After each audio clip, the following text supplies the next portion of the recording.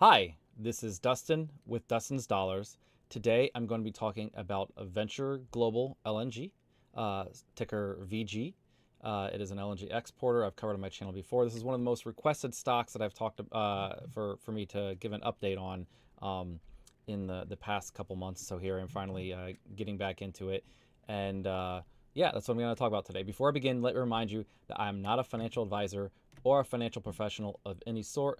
All opinions I express in this video are mine and do not represent those of any company or any other individual. I do currently hold a long position in Venture Global. It's fairly small in my portfolio, but I did snatch up some shares around April timeframe when it dropped, and I've been holding those. So this video should be for your entertainment purposes only, purposes only, if I can speak. Because I can be wrong about everything I say in this video, and you need to do your own research before making any investment decisions. Yeah, hopefully I can speak a little bit better now that I'm not doing the sort of canned disclaimer. So, Venture Global, there is a lot to talk about today. I'm going to give a brief overview of the company and some recent updates and kind of where I've shifted my opinion on the company as we've gotten new information over the past 2 quarters now, since I think I first covered the stock on my channel. And then I will go through an updated valuation model that I have for the company. It's building on what I had before, just with some new updated information. So going through some of these details here, like I said, I guess I'll give a brief overview of the company for anybody who is not familiar, though I'll keep this very brief. Venture Global is an LNG exporter, meaning they own LNG, liquefied natural gas, production facilities, liquefaction facilities down on the Gulf Coast of the United States, and they have multiple facilities already up and running. One of them, the Calcasieu Pass, it's fully into its normal production phase. Their second facility, the Plaquemines facility, is it's post FID, and they have a lot of production online. In fact, I could go to the slide in this deck about it. They've got a lot of production online. It's coming online. I think it's going to hit basically peak production for the facility at the end of this year, but is not yet in the full. It won't be through the commissioning phase until, I want to say, their target for phase 1 is the end of 2026, and then for phase 2, which would be the rest of the facility, in the middle of 2027. So they have quite a bit of time where it's going to be going through testing and commissioning, and in the meantime there. But again, that is up and running. And then they just reached FID on their third facility called CP2, on phase 1 of that facility, I should say. And so that happened. Was it just in July? I think I have the PR up. July 28th. So I guess it was even more recent than I thought. And so they finally reached FID on phase 1 of CP2. They had the sales and purchase agreement. Hi, Ray. Thanks for hopping on the stream. They've had the sales and purchase agreements for that facility kind of in place for some time, and they finally pulled everything together and moved forward with it. I think a lot of that is, and this is jumping around a bit to what I think the company's strategy is and what I kind of have changed my opinion a little bit, is it seems like they are waiting to get enough cash to fund enough of their equity portion. And some of this was the actual, some of the bridge loans and the loans that they got that were sort of backed by their future cash flows on I believe the Plaquemines facility. This is a bit of a tangent. I wasn't going to go this deep into, but I did have it open because I was reading everything on Venture Global. This was from their 8K also, that was released on July 28th, and they talk about this where some of these facilities, these debt facilities, to get them cash, they entered into a contingent equity contribution agreement, right? And so this means that Venture Global is paying into this based on percentage of the cash proceeds received from the sale of LNG commissioning cargoes from the Plaquemines project, right? So this is the financing, the funding for the CP2 facility is, they're sort of getting to draw ahead and pull forward some of the cash that they are going to be making from the commissioning cargoes on the Plaquemines project, right? And so this gets into the broader strategy of the company, which I think is important. I'll talk about this first because it's important to understand the bigger picture for this company, where they have these extended commissioning phases for the facilities, right? And so this is, to put it in perspective, the Plaquemines facility, phase 1, is going to be hitting 88 to 96 cargoes, which I believe is about peak production for the facility, right? I think I have the numbers somewhere down here. Well, it doesn't, I guess it does matter, right? So the peak production should be about 27.2 million tons per year, would be, if I did the math myself, and I think it's roughly about 89 to 90 per quarter. Again, that would be for all 4 of the quarters, and they sort of have a bit of seasonality to it. But they're telling you that in Q4 here, right, this is their slide deck, hopefully you can see this, in Q4 from the Plaquemines facility, they expect to produce 88 to 96, meaning it's already at peak production capacity, or will be in Q4 of this year. And again, as I sort of mentioned before, this facility is not, it hasn't been handed off to customers. These are still their commissioning cargoes, meaning the customers who signed those long-term sales and purchase agreements for LNG from that facility are not getting that at that, fixed. They're not getting that LNG. This LNG is Venture Global's to sell as they please for the moment. And, they are contracting that at sort of short-term market spot rates. And as of right now, the spreads they're getting, over Henry Hub are, those fixed fees are about $7 per MMBtu, which is a very, very, very fat spread, right? When you consider that the long-term sales and purchase agreements, I don't believe that they've released what the numbers are for the Plaquemines facility, but for Calcasieu Pass, right, you can see it right here where starting in Q3 and Q4, that's $1.95 per MMBtu, right? So roughly $2 versus, again, these commissioning cargoes, they're getting spreads of $6 to $7 based on current market rates and at least what they expect in the next year or so when you look at futures for these commodities. And that cash that they're able to get from those commissioning cargoes is a lot of money. And so they talk about this a bit on the earnings call, where they are actually taking that cash and they get so much from there that basically they're making back 40 to 50% of their costs on the facility, of their equity costs, I believe it is, right at that point. I ran through some numbers myself. If I did an example on, let's say, the CP2 facility, they estimate, and this is for the full facility, they've FID'd phase 1. I'm going to talk about right now in broad strokes the full facility. They estimate the total cost is going to be $28.5 to $29.5 billion. Let's assume it was 29.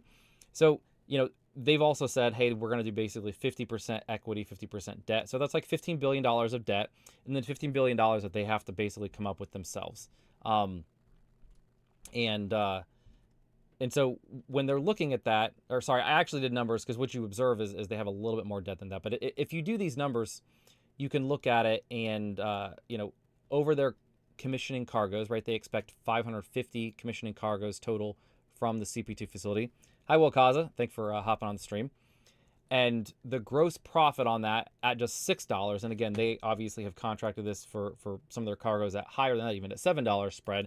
At $6, that gives them, $12.2 billion of gross profit. Take away an estimate that I have for their operating expenses of about $1.4 billion. That leaves them about $10.8 billion in sort of operating income, right? And so if they're putting in, again, the total facility is about $29 billion over the course of just the commissioning phase, right? All the time before they actually hand it off and start selling LNG over those 20-year agreements, they're able to get back, let's just round it off, roughly $10 billion, 10 to 11, in actual, operating income. That's humongous, right? That's a third of the total cost of the facility, roughly, maybe a little more. And in terms of the equity they're putting in, that might be probably more than half of the equity they're trying to put in that facility. They're going to make back just in those first, let's say 2 to 3 years of the commissioning phase. And then they've got, the 20-year lifespan of that facility to make, again, much smaller profits, at least on the sales and purchase agreements, but where their return on equity is going to be much higher because, the return on equity from the point that they actually start, that they hand over the LNG to the customers, right? Because, again, this is not immediate.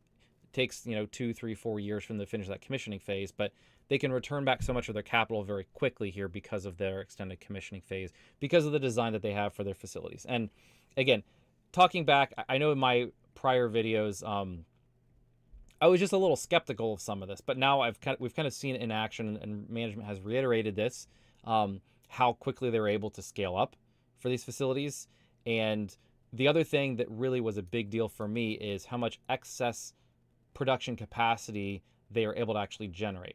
And so this is also a really, really big deal, because I will say in my initial models, I was very skeptical of this. I did not include a whole lot of this excess production capacity, but if you read through what the company says, they have the Calcasieu Pass facility the nameplate capacity, meaning what the equipment that they're producing, right, what it says it's rated at being able to produce, the throughput of that LNG liquefaction equipment was 10 million tons per year.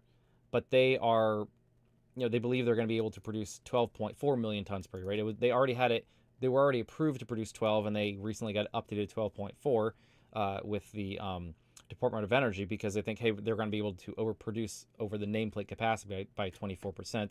And the bigger evidence for me is in the Plaquemines project. The nameplate capacity, I believe, is 20 million tons per year, and their peak production capacity that they say they think they can reach is 27.2, right? And so that's an extra 7.2 million tons per year, or about, what's that, 35, almost 40% additional production over what the equipment is kind of rated at. And I was very skeptical of this last time. Let me just throw that out there. But the fact that they're guiding it and they're saying, hey, we're almost to that point. We're 1 quarter away, and they're giving us this guidance that they are going to reach that production capacity in Q4 of this year, right? Which is only in a couple months from now. Again, we still have yet to actually see it happen, but I'd be pretty shocked if they were this confident and this, guiding for basically 2 quarters in a row. Again, there's some seasonality, so things will go down in Q2, and maybe that's partially where they're building the facility. They don't expect this to be necessarily stable every single quarter, but the fact that they are guiding at these levels that are already at the peak production capacity does sort of change my opinion. They can probably keep this up most of the time, and so that's really a big unlock for me in terms of the value of the company and the profit, because that additional production above the nameplate capacity, none of that is contracted out on these 20-year long-term contracts that are at the much lower rates. Again, going back to these at the roughly $2 per MMBTU that they have for Calcasieu Pass. We don't know the exact pricing for the Plaquemines or the CP2 project. We could assume it's probably around the $2 or low $2 range, and I think they kind of said that's where the market's at right now, is at the low to mid $2 range, maybe 220, 230, 240, somewhere in that vicinity. So that's kind of what I think is likely that they have for the fees on those 20-year sales and purchase agreements for the Plaquemines facility and for the CP2 facility. But again, that excess capacity, so if we were looking at the Plaquemines project, that's 20 million tons per year that roughly is covered under the sales and purchase agreements at, somewhere around $2 per MMBTU. And then all that excess production capacity, that 7.2 million tons per year, if they reach their actual peak throughout the year, that's 7.2 million tons per year that they can contract out at whatever rates they can get in the market, right? $6, $7 spread. Obviously it's going to go up, it's going to go down, it's going to be dependent on commodity pricing, but it's likely going to be drastically higher, at least for the foreseeable future, than what they have under these sales of purchase agreements. So that is a lot more in terms of the share of the profits. It's maybe a smaller portion of the LNG that's produced, but it's a very large amount of the profits because of that additional those much higher fees that they can get from it. And so that was a big sort of switch for me in my head to actually see that happening, or to see it. We're about to see it happen, right? So maybe I'm jumping ever so slightly ahead of myself, but it's much better than, for me to originally just see this in their IPO documents that, hey, we really think we can produce over the nameplate capacity, sort of like a trust us bro type thing. Given their track record of, how long it took them to even get to their COD date on their initial facility, the Calcasieu Pass facility, I was a little skeptical. But I mean, we're kind of seeing it play out in real time, and they've talked about this, and I've gained a lot more, faith in management as I've listened to their 2 earnings calls now, where it's pretty clear that they have a lot of experience, and they're doing a good job of executing these projects. At least they certainly have convinced me that they know what they're doing, and that they've been able to standardize these designs, and they have some repeatability here, and that they've improved their designs, from facility to facility, and that this is really going to continue. And it sets them apart from a lot of some of the other players, because they have these standardized designs. And I think we're going to see it in the Plaquemines facility, the CP2 facility, and then these expansions that they have. So, sorry, that was a very, very, very long-winded way of me saying, like, management has won me over and convinced me that they know what they're doing. Another big factor here, I'm going to call this out, there was this arbitration that they were ongoing when I first talked about the stock and at their IPO, where they have multiple of these arbitration cases. And to give you sort of a bit of the overview of what this was, because they have these long commissioning phases, the folks who signed those sales and purchase agreements are a little bit unhappy because that LNG is LNG that they want. They'd rather have it sooner. They want that LNG. They want it at the price that they signed for those 20-year agreements. Now, the issue with the Calcasieu Pass facility is that it got delayed. And because I'm not going to go into the details of why it was delayed. Honestly, I'm not in the industry, so I don't understand it as much as maybe I would like to. But the gist of it is that the Calcasieu Pass facility, its initial date to start giving the LNG to the customers who signed the sales and purchase agreements, that got delayed, while at the same time Venture Global was still producing LNG and selling it themselves at spot rates, right? So those folks who had signed those long-term contracts to get LNG from the facility weren't getting any of it. If they wanted that LNG, they had to go buy it at spot rates, right? Because they had to get it somewhere if they were planning on getting. And I don't remember the initial planned date that facility should have started producing. I think it got delayed by roughly a year, if I recall. I'm sorry, I don't have those dates off the top of my head because it's over and done with at this point. But that was a really kind of a big deal for folks. And there was, there was a quote in one of the Bloomberg articles, I believe, with somebody from Total. I don't recall if it was a CEO or not, where he basically said, yeah, we don't really want to do business with Venture Global anymore. And so I thought that's was a pretty significant risk for Venture Global, both from the perspective of, folks might not want to sign more deals with them because of this whole incident. And also they had multiple cases ongoing with customers that were potential billion dollar damages from these customers. Hi, Transient Stacker. Thanks for hopping on the stream. And so they had multiple cases ongoing with some pretty high, large companies, right? There was one with Shell. I don't recall the others. They had, I don't know if they had them all listed out in their filings. I'm sure they're public cases. I never went to go look at them because I felt like I already understood enough of the gist as far as I'm going to understand it as a somebody who's outside of the energy industry and outside the law profession. But these were ongoing. It was a pretty big risk to the company, I felt, right? Because I don't understand the law enough. I don't understand these contracts enough to know who's in the right here.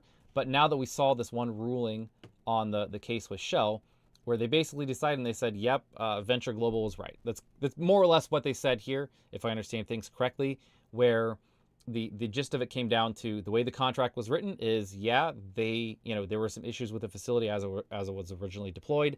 And so they had to go back and remediate some stuff.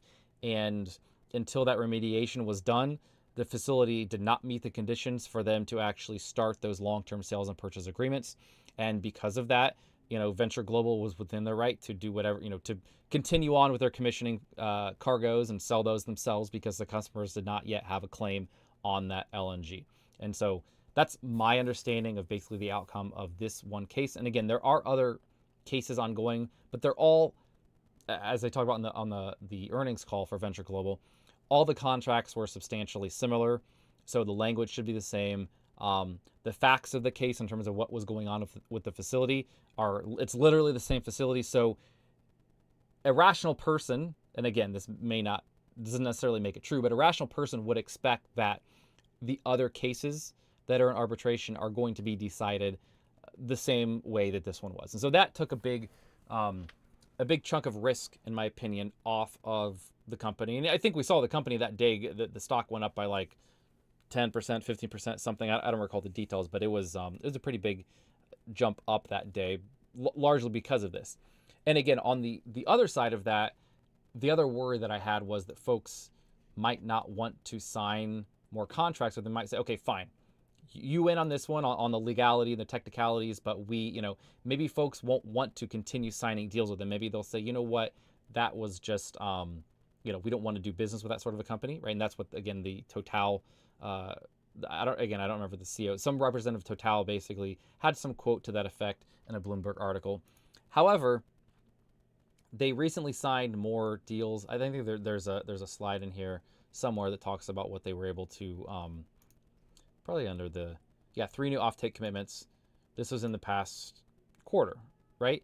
And the fact that they were able to sign another, almost 4 million tons per year, is 3.75 worth of new contracts, tells me there are folks out there who are willing to do this. And again, that actually makes sense when you look at the fact that their pricing is lower than everybody else, at least everybody that we can see their pricing, at roughly $2 per MMBTU for the Calcasieu Pass facility. We know that at the time, other folks who were in the market were looking higher than that. And we can look at Next Decade, and their average price on their, Rio Grande Phase 1 is somewhere around the vicinity of $2.50 per MMBTU, right? So that's a full, 25% higher in terms of the pricing. And this is a commodity, right? LNG is LNG, as far as I know. And so if you're the lower price commodity, there are folks who are going to be willing to actually sign those deals. And the other piece here is, yes, that one facility did get delayed because there were issues with the, with the actual building and production of that facility they found during the commissioning. However, the overall time frame to get this facility out was not necessarily horrible in the context of other LNG facilities that have been built. And, that may not even happen at all for the Plaquemines facility, for the CP2 facility, right? For all these future facilities. And for folks who are getting that commodity, what's their alternative, right? If all the other facilities, maybe if those other facilities aren't able to produce so many commissioning cargoes because they can't deploy very, very early on in that time frame that they're actually building the facilities. But if the customer is not going to be getting their first LNG until 3 or 4 years in the future, maybe they don't actually care that Venture Global is able to produce for 2 or 3 years during that time frame, right? Because if Venture Global is able to produce earlier on in the lifetime of that facility, whereas other companies and the designs of other similar facilities just can't do that, from the end, the purchaser of the LNG, they're not losing anything by letting Venture Global do that. So seeing all of that kind of made me feel a little bit better and more confident that there was not going to be, major issues with them signing more deals. And then if you listen to the earnings call, and again, this one I'm a little more skeptical because, management of companies is always going to spin things as positively as they can, but they had some really very positive comments in the earning, and I have the earnings transcript up. I want to say where they talked about kind of like the best, yeah. So here's one comment that I had highlighted that, he's talking about demand has been fantastic and maybe the best we've seen in 10 years on both a long-term contract basis, last 20 years, but also less than that as well. And, they're talking about, shorter-term deals. But the point is, they're coming out and they're saying demand for people purchasing LNG for signing agreements has been, almost the best that we've seen in 10 years. And so, again, that makes me, I'm starting to trust management more. And if they're telling us the truth on that one, then, we have nothing to worry about. They're going to sign a lot of deals here. And, so this whole concern about other companies not wanting to do business with them doesn't seem to have panned out. So, which is good for Venture Global.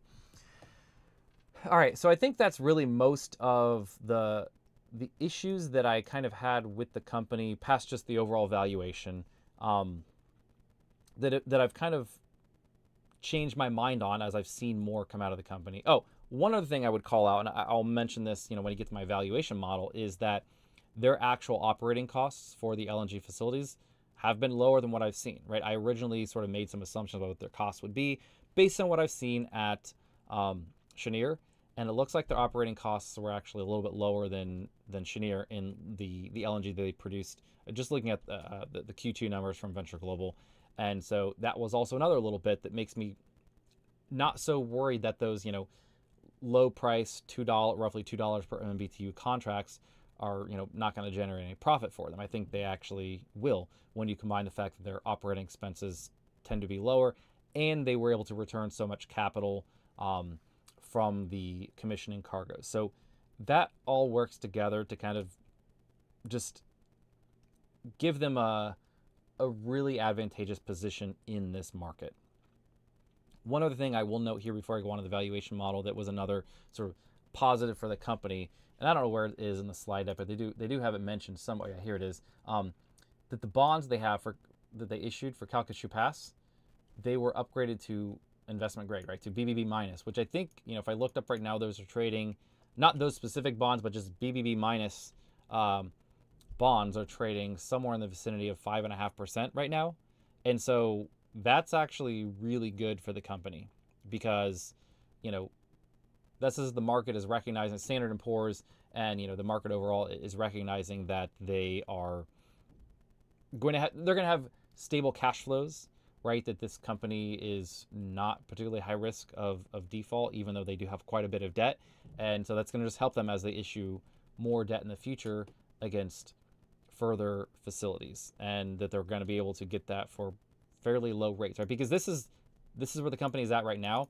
As their cash flows grow and as they maybe pay down even a little bit of debt or reinvest to show that their cash flows are going to grow even more in the future, and they're backed by these 20-year long-term sales and purchase agreements that have guaranteed fixed fees right in them, people are going to realize that they're going to get upgraded over time, is what I'm predicting, right? I think they're not necessarily predicting, but I mean it's inevitable, right? As the company gets into a stronger and stronger position of cash flows, it's going to go up from BBB minus up to who knows where, but it will get even better from there. And so that means their cost of capital, the cost of debt that they need to build new facilities, is only going to go down in the future. So that was another pretty big deal that they didn't make a big deal about, just because it's one check mark, and once you hear it. But it's a really nice thing for the company because, again, I think this is unless something goes massively awry, they're probably going to get upgraded more and more over the years, so their cost of capital will go down. All right, so that is a lot of what I want to go through in terms of the overall updates with the company and the overall company strategy, just kind of laying that out so that you can understand that. Let me shift over, and instead of going directly through their Q2 numbers, because one quarter is really not that meaningful to this company because they're expanding so much, I'm going to go through my valuation model. Let's see, zoom in. Hopefully you can see this. I'm going to walk through this. So what I've done here is I've modeled out each of their LNG production facilities, and I have split each of these facilities out between what's their production during the commissioning phase. What about after they actually hand this off to the customer, their post-COD production, and I call that their nameplate production. And this is a little bit wrong, and really I'm going to be more conservative. But I just said, what if we assume that all of their nameplate production capacity ends up being sold at long-term pricing, which I put in for the facilities, again, pretty low, somewhere around the $2 per MMBTU range. And then I also have their excess production, what they're going to produce over and above the nameplate capacity, which again for Calcasieu Pass was I think they're projecting 2.4 million tons per year. For the Plaquemines facility, again, a nameplate is somewhere in the vicinity of, once they come up to full handoff, 20 million tons per year in nameplate production, but then another, I think they said 7.2, because I said 27.2 for the total facility. And I even discounted this a little bit. I assume they reach 99% uptime for their facilities. So rather than having 20 and 7.2, I took off 1% of their overall production. And so that gets you down to, and I assume for their uptime, they're preferably going to give that all to obviously their sales and purchase agreement. So that would end up being, 20 million tons per year of nameplate production, and then 6.9 of excess production. So even if they're usually producing 27.2, sometimes they're going to have things that are down that need to be maintained, whatever. And I assume they actually achieve 99% uptime. So that is how I model this out. And I actually ended up I didn't put the expansion production on its own lines. I just put it up in these first three lines. So sorry about that. My model has some lines here that ended up not using, but the outcome is the same. But the takeaway for this excess production and for the commissioning production is that they are able to sell this at what I'm calling short-term pricing, which is, again, much higher than the long-term pricing. So somewhere in the vicinity of $6, and I think $6 spread is what I use for most of the forward projections from these facilities. Based on that, for each facility, then I can multiply it out and say how much total revenue they got from both the long-term contracted LNG and from short-term, which again, short-term is both the peak, that excess production over their nameplate and also any commissioning cargoes. Add that together, you get the total net revenue, and then we have their operating expense. And then I deleted out G&A expense here because we really didn't see a whole lot of growth from the facilities themselves. So I have a line here, but it's 0 for all these facilities. But we do have their operating expense that I have just scaling linearly with the amount of LNG that they produce. In particular, I just took their Q2 numbers, divided by what they produced, and then got what I believe is a pretty credible average for the foreseeable future. Excuse me. Based on that, you can extract that out and then get EBITDA from each of the facilities. And again, we have the Plaquemines facility here. And I also modeled out the CP2 facility. So right off the bat, I will let you know this model does not include any facilities after CP2. They also have plans for a CP3, which is gigantic, and a Delta project, which I think is similar size as CP2, although don't quote me on that. So they have 2 additional facilities already planned for the longer term, and they're not modeled here at all. And so this valuation gives them 0 consideration for those facilities. However, what I did give them consideration for is their expansions at the CP2 facility and their expansion at the Plaquemines facility. And so they've already talked about this, and I think I gave myself some notes to make this quicker to talk to you about. They are looking for an expansion at CP2, which I believe is 14 million tons per year. And again, this is after phase 2, right? So they have phase 1 FID'd. They're going to FID phase 2 probably fairly soon. I think they're just waiting to get a little more cash in hand to get the financing together so they can get their equity portion put in place. And then they're going to move on to the expansion of the Plaquemines facility, which is pretty huge. It's 24.8 million tons per year at peak.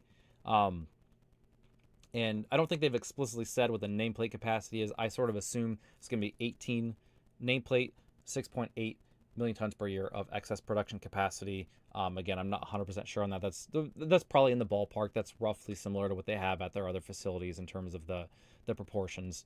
And then that's what I've modeled in here. So if and when they get to a CP3 facility and the Delta facility, those are even additional upside longer term in the future. I don't have them modeled here. But I did model out what that is going to take, what that production is going to look like. I added it in the future, and I added in, for the CP2 facility, I have this expansion, coming in, let's see, the expansion ramps to full production in 2030. It hits COD in 2032. COD is the commercial operations date. And then for the Plaquemines facility, I assume that they are going to ramp that expansion up. They're going to get an FID in 2030, ramp it up in 2030, and they're going to really have a lot of production there in 2031. And then in 2032, that hits COD, I think, at the very end of the year. And so then starting in 2033, that just is additional, production capacity at the Plaquemines facility. I also modeled out what does it take for the debt portion of each of those facilities that they are building, and then also what is the capex for each of them. That's going to come into play when I go down and look at what is their free cash flow from each of these. And I also modeled out their overall corporate G&A expense. I just kept it flat at $400 million per year.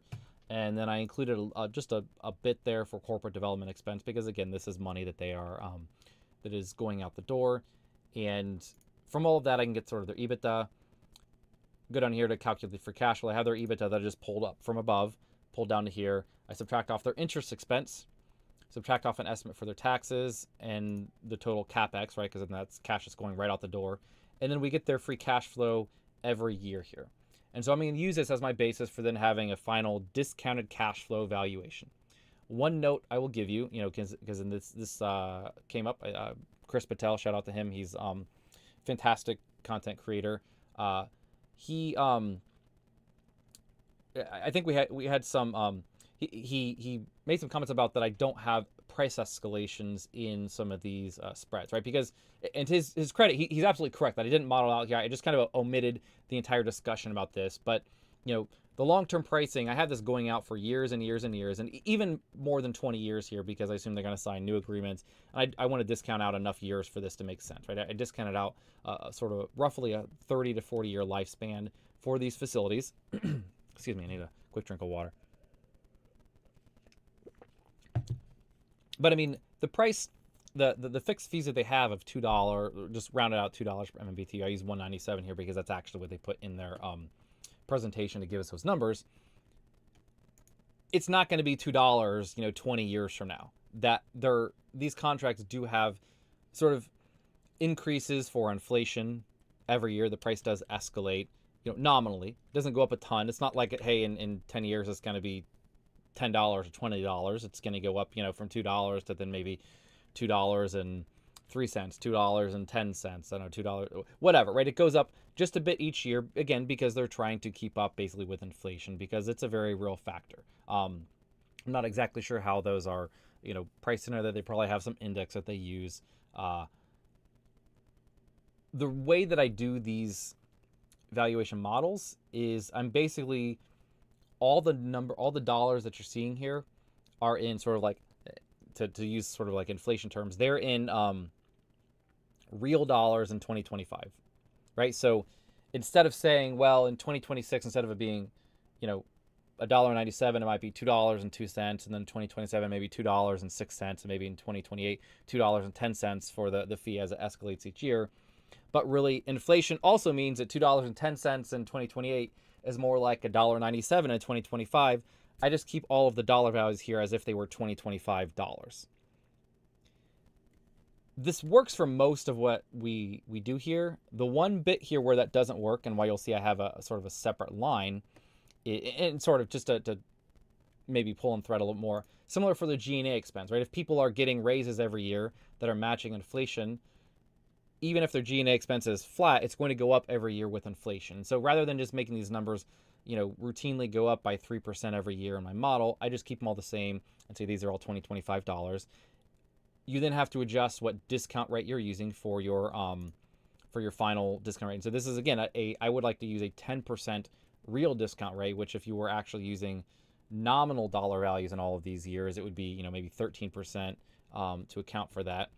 But the one bit that is not necessarily equal to, and I do believe this was an issue with my original model, is that their interest expense, right, that actually doesn't increase every year.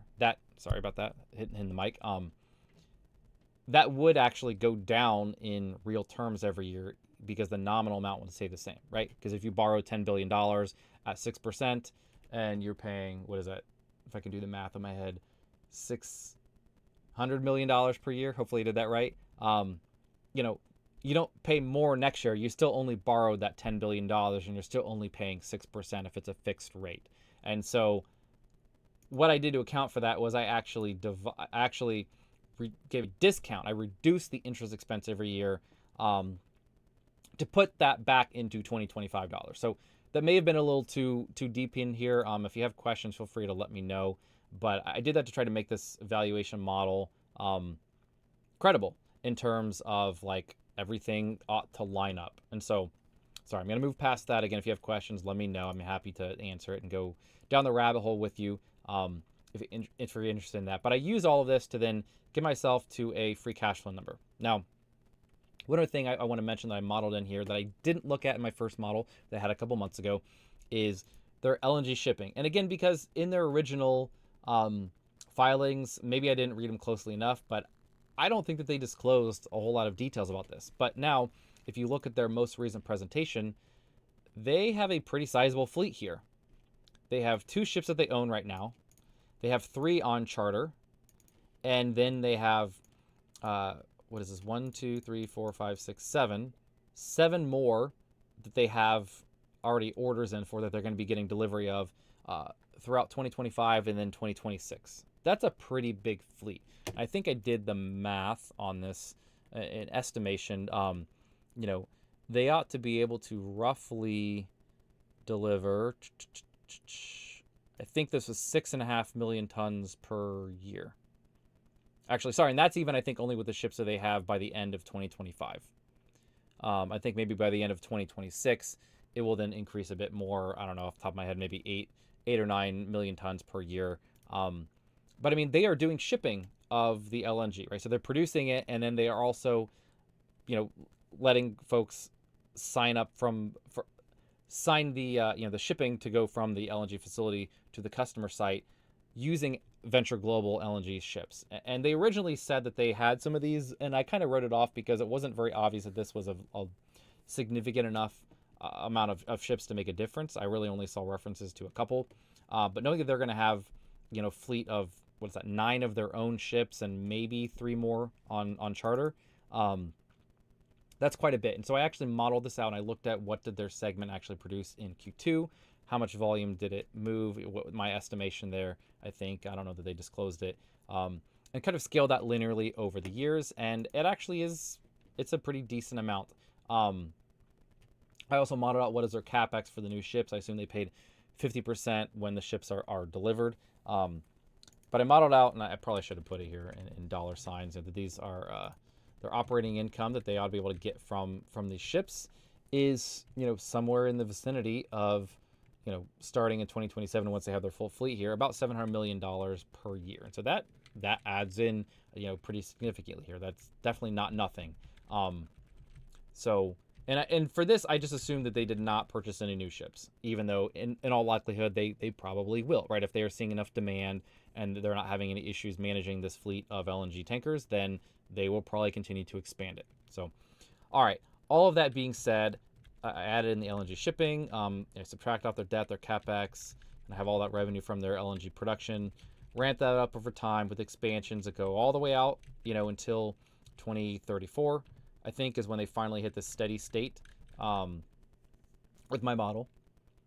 And I have their free cash flows every year from that model. And so you can see they really have no meaningful free cash flows basically for the next 4 years, at least in this model, maybe even 5 years, because in 2029.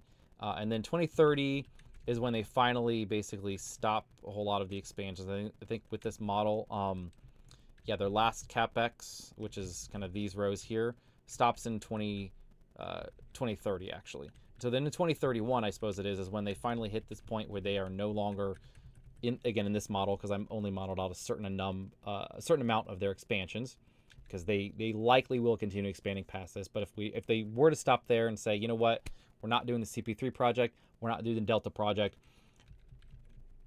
we can look at what their cash flows would be starting in 2031 as they have the facilities up and running. And that's when they start to get really significant cash flows from the commissioning cargoes. And then things level off once they hit 2034 as their last facility hits their commercial operations date, and they're sort of at a steady state here. And so, again, in 2034 with this model, they would have somewhere around the vicinity of $7.3 billion per year in free cash flow. That would go up slightly every year, sort of, as everything escalates due to inflation, but then their debt does not increase, and so that interest expense kind of stays the same nominally, but goes down in real terms. And again, I have their cash flows year over year over year, and I also discounted that back at a 10% real rate. And when you do that, I get a net present value for the company of about $49.2 billion. So that is the punchline for this whole thing. We divide it out by what I think is roughly their fully diluted shares outstanding count. And again, this includes some of their outstanding stock options that are likely to get exercised. That gets you to a current intrinsic valuation per share of about $18. And so that is drastically higher than my prior estimation. Again, hopefully all the context that I went through this video tells you why that number changed, right? A big part of it was their operating expenses, and actually including in all of that peak production from these facilities as they are getting to that point to be able to actually demonstrate that and have massive confidence in them being able to do this. So that is kind of the punchline of this entire video. That is, and I tried to walk through the models so that you can understand how I got to this number. But you do get to a point where these cash flows are going to be very steady for many, many, many years. They are going to drop after these commissioning phases, right? Because if you look at this line here, line number 98 in my spreadsheet, the one that's highlighted here in green, their cash flows are higher in certain years than their eventual cash flows. Sort of as they hit the steady state in 2034, they have less LNG that they can sell at spot rates. They have the portions that are excess production they can sell at spot rates, but all the nameplate capacity, I assume, was sold at the long-term rates of, much, much lower. I think I put in, maybe I should discuss this real quick. I put in amounts for the CP2 facility of $2.15, which again, hopefully is conservative, and only $6 per MMBTU for the excess production capacity. For the Plaquemines facility, I think I used similar numbers. I put in even $2 for their long-term pricing and about $7 for their short-term pricing. I don't know. I probably could have put in $6 there. It won't make a huge difference. In fact, I can even show you what it looks like if I do this. And then for the Calcasieu Pass, I use that $1.97 and roughly $6, at least after 2025. Right? We don't know the numbers in the future, so I just put in $6. I put in $6 also for the short-term pricing margin for the Plaquemines facility, so that all of them have the same numbers here.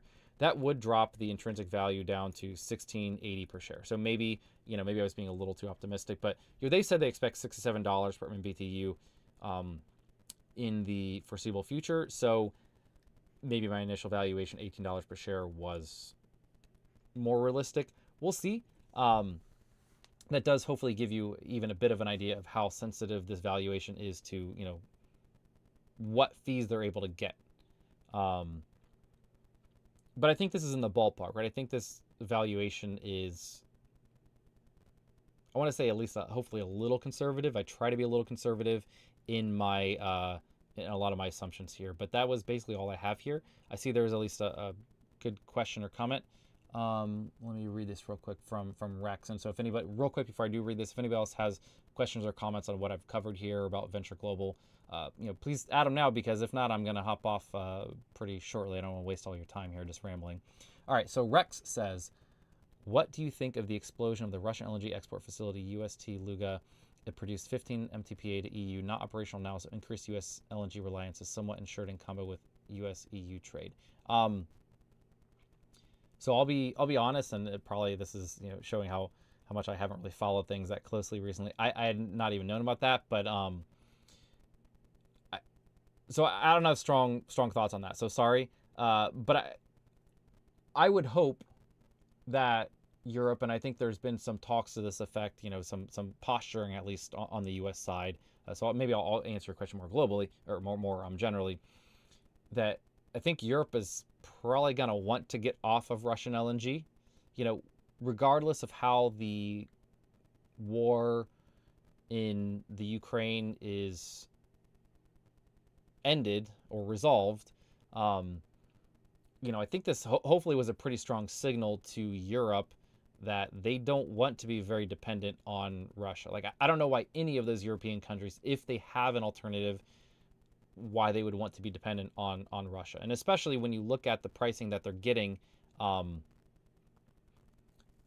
the U.S. versus Russia. I mean, again, I don't know that the pricing they get from Russia is really public, and obviously they're paying less for shipping.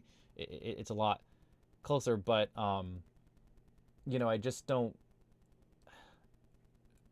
I don't know why any of them wouldn't be willing to pay a bit more, even if it costs a little bit more, to have a lot less reliance on Russia. And I mean, especially even with the U.S., they're layering in these 20-year agreements, right? These 20-year long sales and purchase agreements to get the LNG. So the pricing is set for them. It's not like the U.S. is going to rug pull them and say, hey, all of a sudden now we're jacking up your rates. We own you because you have to have our energy, right? You have to have our LNG. And I mean, it's possible, but that would be a pretty massive breach of quite a bit of agreements if they were to do something like that. And then so I think even the pricing aspect is really nominal for them. I'm not gonna say nominal, but I mean it's I have to imagine Europe is going to want to, like, when they just look at the hidden cost of maybe getting cheaper and easier LNG from Russia is, reliance on an adversary rather than coming from the U.S. I don't know why they wouldn't be clamoring to come back and get as much U.S. LNG as they could to reduce the reliance on Russia. All right, sorry. And so Rex said agreement for $750 billion of 3 years, so $250 billion a year, which they only receive $150 billion currently from the U.S. and need $300 billion energy exports for all of EU per year. Sorry, so that's a trade agreement. Again, I'll admit I haven't followed that as close as I should. I've been pretty busy at work recently, but I know the high level talks I know have definitely been around using LNG as a mechanism for getting more trade in that direction from the US to the EU, right? And that's again, I think it lines up, right? It lines up with the reducing reliance on Russia, and yeah. And Rex, sorry, I saw there's another comment, but I'll get the Rex. Rex has agreed. Energy security is important to EU going forward, worth paying a little more. Thanks to the valuation breakdown. You're welcome. And sorry, I'm just not as well versed in the the global political side of things, so I just don't have a whole lot of value to add there. I apologize. Hail the Great One says, "Hey, Dollars boss, do you think nuclear is a threat to LNG? If not, why?" So, obviously, they are both sources of energy. Here's the issue, I think, with nuclear and why I personally think there's still a pretty big space for LNG to fill, and that is nuclear facilities, from my understanding, take even longer to build than LNG, and you're talking, even more capital. It is not flexible, right? Where LNG is, the U.S. can produce LNG and then they can ship it to whoever, right? They could ship it up, they can ship it from one side of the U.S. to the other if they need to, right? They can ship it to Europe. They can ship it to Africa. They could ship it to, Antarctica. If we start colonizing Antarctica and they need energy down there, you can send the energy anywhere, right? That's the beauty of LNG. In the same way that, you can ship coal, or you can ship wood pellets, you can ship oil, right? But, LNG lets you actually ship gas. Gas is, low pollution and fairly abundant in terms of the source gas. And so I think LNG, the flexibility aspect, is always going to be valuable to help fill in imbalances, right? So if, let's say, one country has a bunch of, has plenty of nuclear energy, that doesn't mean that every place in the world does, right? And those places that don't, it's going to be a lot quicker for them to build an import facility for gas than it is to build their entire own nuclear facility. And, on the flip side, nuclear facilities require a localized long-term commitment, at least with the technology we have now. Now, if nuclear facilities, I would say there is a very real risk if nuclear facilities can get to the point where they do have these small modular reactors, or something where they can build smaller facilities, where they can build them faster, they can build them in smaller increments. Long term, I would say yes, nuclear is a threat to LNG in the same way that it's going to be a threat to basically every other source of energy. But I think that technology, to my understanding, doesn't yet really exist and hasn't been proven out. Maybe I'm wrong on that. Maybe I'm just behind the cutting edge. But I think the flexibility that LNG has is going to make it valuable for quite a long time into the future, because these facilities take a long time to produce, or to start getting energy, right? The nuclear facilities, whereas LNG can already be being produced right now, right? These countries, if they need gas, can build an import facility. I don't know how long that takes, but I don't think it's as long as it takes to actually, I don't think it's as long as a nuclear facility. Maybe I'm wrong on that. I actually don't know. So that's one place I will state I really just don't know. But then they can get LNG that's already being produced, right? As a commodity, they can buy it. They can get the tanker coming in, and I even think they could get the floating the floating regasification units. That basically they're ships. So the ship could sail out there and hook up to your energy grid, hook up to a pipeline or however it hooks up, and they could sail a ship out there, and all of a sudden now you've got an import facility. There's a temporary one that so you can contract one of those. And so from that perspective, you basically move your LNG and regasify it roughly anywhere in the world, anywhere that's got access to to the sea, right? And so I think LNG has value from that perspective. So hopefully that answers your question. That's my understanding. That's why I still have a long-term bullishness on LNG. Not to mention, even if the technology was there tomorrow for, nuclear, like there's probably going to be constraints on how quickly can everybody start building it, because not everybody is going to have the expertise. Not everybody is going to be willing to jump and just switch overnight to all nuclear. It will take time, just like all technologies do. And so, I think we're going to have decades still of LNG. Long term, if you're talking 50 years in the future, yeah, maybe there is no more LNG. And so maybe I shouldn't make my discounted cash flow valuations go so far out the future, but I just don't see that as a risk that's going to that's going to really impact things in the next, not materially in the next 5 years. Maybe after 10 years, it will start to become obvious that, nuclear technology has actually progressed, and, the writing is on the wall. That I would bet, even if that's the case in 10 years, you'll still see lots of LNG. LNG will still be a big player in the energy market, but that might be the point where investors are saying, the writing's on the wall. Nuclear is going to subsume so many of these sources of energy that, valuations come way down. People stop doing new investments there, but we'll see. So those are kind of my thoughts on that. But again, personally, I do have a pretty positive view of the LNG market, kind of growing demand over the next decade, let's say. So, all right, that was everything that I had. I think I've responded to everything that was in the chat. If you have anything else, let me know real quick in the next moment. Sorry I haven't been able to do too many videos recently. Life is just busy, with 4 kids now. But, let me know in the comments what you are most interested. I do try to cover the stocks that folks have the most interest in. I know the next one on my list, the folks that I have gotten the most requests for, is to give an update on Nightscope.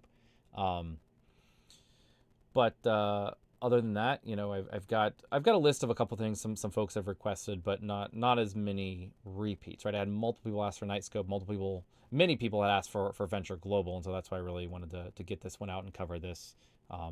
So Hail the Great One says, solid answer. Sometimes I feel like I'm taking crazy pills, not throwing money into Oklo, but I think VG is hot. So I have regret on not throwing money into Oklo. I'll just throw that out there. I actually covered it on my channel, and I said, you know what? I think and I think this is when it was around, was it $15 or $20? I don't even remember. Significantly less than what the price is now. I don't even know what it is nowadays. It's like $60 or something, right? $70, man. I think I covered it about a year ago at this point, and I basically on my channel, I went through all of it, and I said, you know what? Even if they produce everything that they're saying, or they sign, they're able to get everything on track with their on time with their all the regulatory stuff. They're able to produce it on time. They're able to get everything up and running with their backlog they already have signed. And I was like, even at that point, you look at what they're going to be making, 5 or 8 or 10 years down the road. I don't remember how long it was. It was quite a while. And I said, you discount that back today, and the valuation is already, so high that like you're paying for on Oklo. And again, this was when it was at like $15 or $20. I don't even remember. It was much lower. I even said at the time that I thought it was overvalued, that I said, you're going to wait 5 years and maybe they're going to knock it out of the park, and maybe in 5 years I'll look foolish, and maybe you'll get to like a $70 or $100 value at that time because, hey, they've got like, again, the hottest new technology and value. And I mean, that might happen, right? If I recall correctly, it's been a while, but I think they had, some PhDs from MIT in nuclear engineering, and they had some pretty good theory and working prototypes to some degree. Like, it all lines up, it all makes sense. And you know what? Maybe it will be a generational energy company. Maybe they'll rewrite the entire energy industry. Like, that is possible. For what I was buying it for, and the knowledge that I have, I wasn't personally willing to make that bet. Maybe I will miss out on 1,000x return on that company because I looked at it and I said, everything has to line up for this to come anywhere close to being a decent valuation to be worth it, and you're gonna have to wait years and years and years to find out if you're right or not. But that's kind of my my perspective on it. All right, Chris Redfield said, "Are you concerned on an oversupply glut with so many projects / facilities of LNG coming on?" Not with Venture Global. And I talked about this a little bit at the beginning, where Venture Global. So I'm gonna steal a quote back from Sharif Suki on Tellurian, where he basically reiterated this back when I was investing in that company like 2018 and 2019. He basically said, "This is a commodity. This is it's just like oil. It's a commodity nowadays. It's not some special thing. LNG is LNG, and when it's a commodity, there's always going to be demand for it. Again, modulo some other issues with nuclear taking over the entire energy industry, but there's always going to be demand for LNG, let's say. And if there's always demand, you as a producer of commodity just need to know where you stand. You need to be in basically that bottom quartile of price. You just need to be cheap, right? If it's a commodity and you can provide it cheaply, you should be okay. And so Venture Global seems to be priced pretty low. They seem to have a pretty good, strategy to be able to actually be profitable while also offering prices that are low. So personally, for Venture Global, I am not concerned about that, because I think they are going to be the ones who are going to have lots of this capacity come on the line, and they're going to be willing to price their stuff lower than other folks. And they kind of even said this, I think it was on the Q1 earnings call, where they basically said, part of our strategy is to price things low to take a lot of market share. And that's kind of what I see them doing. So, no, I'm not particularly concerned about the oversupply glut with them in particular. Now, that could hit their... it could hit some of the spot prices, so some of the margin there will get $6 per MMBTU on that spot pricing. That might come down, so the profitability might go down, but we'll see. That's kind of my perspective on it. All right, Hail the Great One says Home Depot.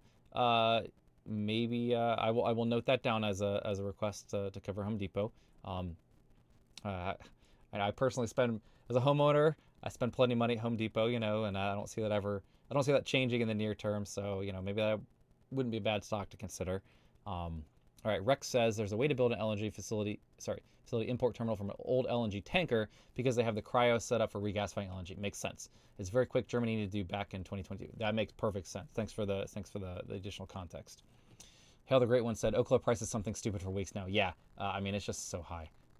It's again, I'm not going to say it's crazy. I haven't followed the developments with the company. I know nuclear it's a priority for the current administration. I think having a positive regulatory environment might be a big deal for them.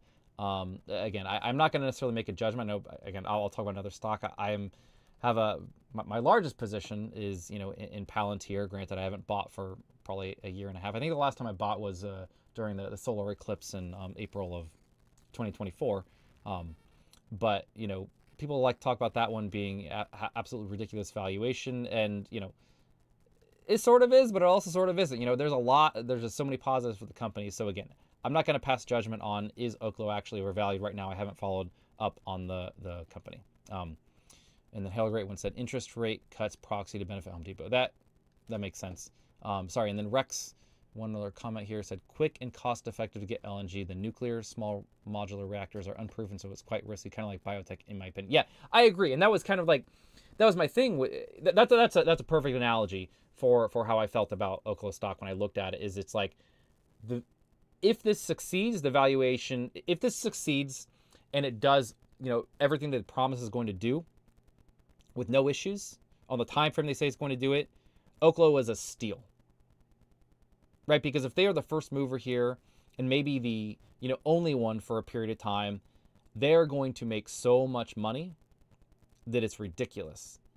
In the same way that a biotech that has some drug that is going through its initial trials that, might be, imagine like, if it was some small company, and I don't know, maybe it was a small company that Eli Lilly acquired or something, but like if there was some small company that developed the first GLP-1 and it's in its trials that company would be so overvalued, but then you're like, is this really going to work or not? And yeah, if it was a GLP-1, it turned out that it really did work, right? And it's a gigantic market, gigantic, drug that works. But again, you're taking a lot of risk. So if everything, say, ends up working out well, yeah, it might be a fantastic investment. But if not, you're paying quite a bit for it, and you're taking you're taking that risk. So, all right, I've been on here for an hour. I really appreciate everybody's time, everybody watching.